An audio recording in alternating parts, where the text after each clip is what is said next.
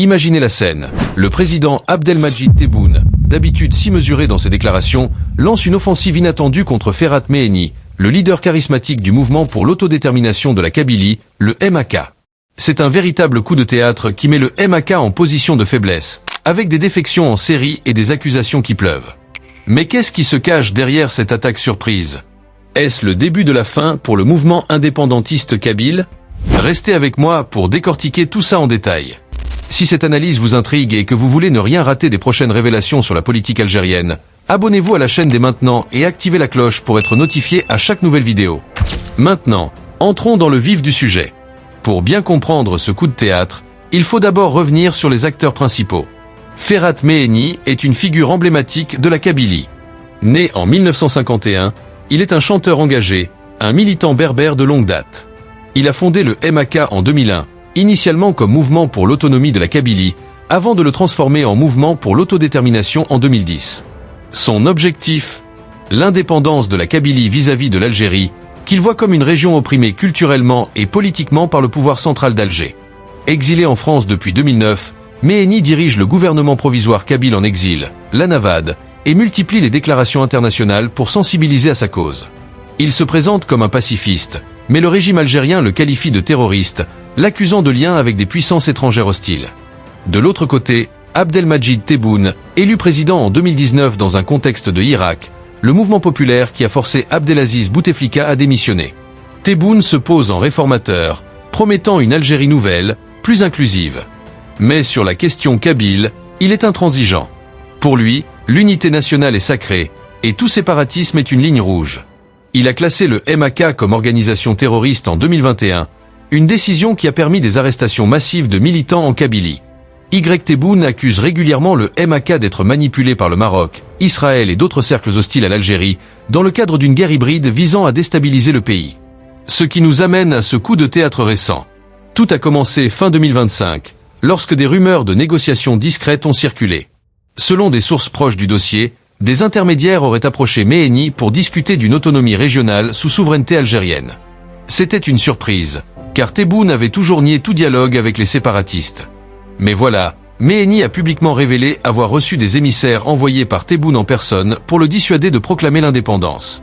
Dans une déclaration choc en novembre 2025, Meheni a annoncé que le MAK comptait déclarer officiellement son intention d'indépendance le 14 décembre 2025 et saisir l'ONU.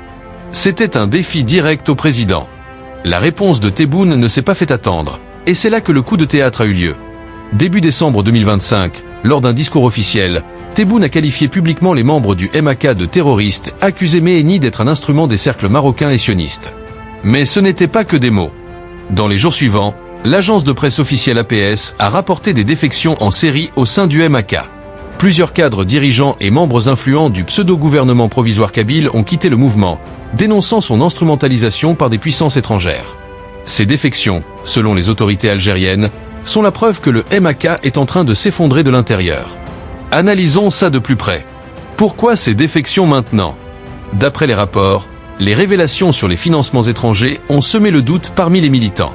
Le MAK est accusé de recevoir un soutien du Maroc, qui utiliserait la cause kabyle pour affaiblir l'Algérie dans le conflit du Sahara occidental.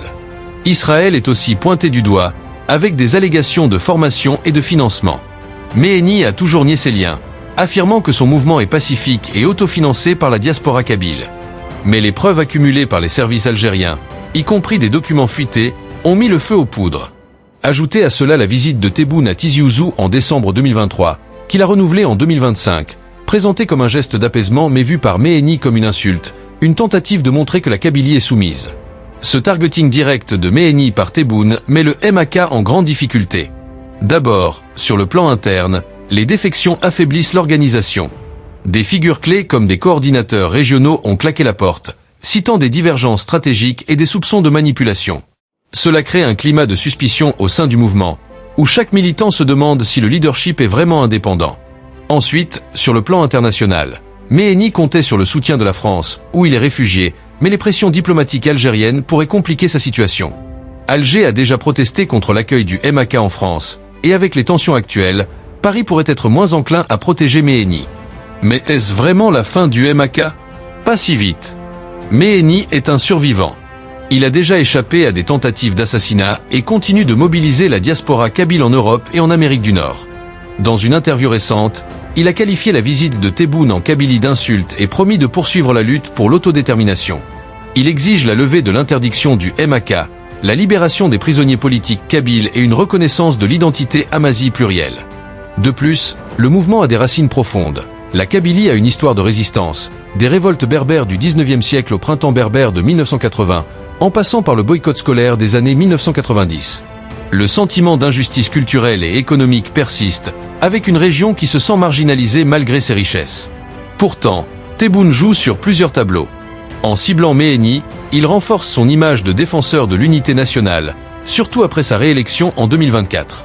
Il utilise aussi cela pour détourner l'attention des problèmes internes, inflation, chômage des jeunes, dépendance aux hydrocarbures.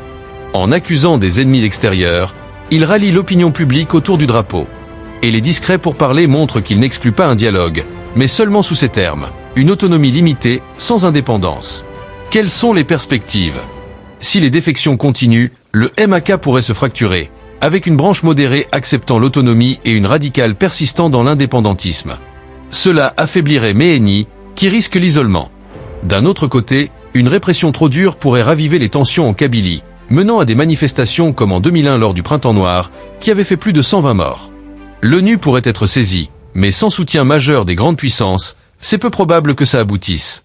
La France, l'UE et les USA observent, mais priorisent la stabilité régionale, surtout avec les enjeux gaziers algériens. Pour approfondir, rappelons le contexte historique. La Kabylie, région montagneuse au nord-est de l'Algérie, est habitée majoritairement par des Berbères, ou Amazighs, qui représentent environ 25% de la population algérienne. Leur langue, le tamazite, a été reconnue comme langue officielle en 2016, mais beaucoup estiment que c'est insuffisant. Le MAK naît dans ce terreau de frustration, discrimination linguistique, sous-développement économique, répression policière. Méhéni, ancien député et fondateur du Rassemblement pour la culture et la démocratie, RCD, a radicalisé sa position après l'assassinat de son fils en 2001, qu'il attribue au régime. Tebboune, lui, vient d'un background militaire et administratif. Ministre sous Bouteflika, il a gravi les échelons en promettant la continuité tout en se distançant des excès du passé. Sa politique envers la Kabylie mélange carottes et bâtons, investissement dans les infrastructures, comme des routes et des hôpitaux, mais aussi une présence sécuritaire accrue. En 2025, il a annoncé un plan de développement spécifique pour la région, vu par certains comme une tentative de acheter la paix. Mais les accusations contre le MAK vont plus loin. Selon l'APS, l'organisation est instrumentalisée pour des plans subversifs. Des preuves incluent des rencontres entre des cadres du MAK et des officiels marocains, des transferts d'argent via des ONG israéliennes. Méhéni rétorque que ce sont des fabrications pour discréditer un mouvement pacifique. Il pointe du doigt la corruption du régime, les fraudes électorales et la répression du Irak. En parlant du Irak, c'est un point crucial. Le mouvement de 2019 avait uni Algériens de toute région contre le système. Mais le MAK s'en est distancié, accusant le Irak d'être trop arabophone et centralisateur. Cela a créé des divisions que Tebboune exploite. En arrêtant des militants du Irak qui critiquent les élections, comme l'a dénoncé Méhéni en août 2024, Tebboune montre que la répression touche tous les opposants. À l'international, la situation est tendue. La France, hôte de Méhéni, est dans une position délicate. Tebboune a menacé de mobiliser l'immigration algérienne en cas de tension, comme l'a alerté Méhéni en janvier 2025. Le Maroc, rival régional, est accusé de soutenir le MAK pour riposter à l'appui algérien au Polisario. Israël, avec ses liens croissants au Maroc, est vu comme un allié indirect. Quid des solutions? Un dialogue véritable pourrait passer par une médiation internationale, comme le suggère Méhéni. Reconnaître une autonomie élargie, avec contrôle sur l'éducation et la culture, pourrait apaiser les tensions. Mais Tebboune insiste sur la souveraineté nationale. Sans compromis, le risque d'escalade est réel, avec possible violence en Kabylie. Pour conclure, ce coup de théâtre de Tebboune ciblant Méhéni met le MAK dos au mur, avec des défections qui ébranlent ses fondations. C'est un moment pivotal pour l'Algérie, unité ou division. Seul l'avenir le dira, mais une chose est sûre, la question kabyle reste un volcan prêt à entrer en éruption. Si vous avez aimé cette analyse détaillée et que vous voulez soutenir notre travail pour plus de contenu comme celui-ci, abonnez-vous à la chaîne si ce n'est pas déjà fait, likez la vidéo et partagez-la avec vos amis. Merci pour votre attention, et à bientôt pour de nouvelles révélations.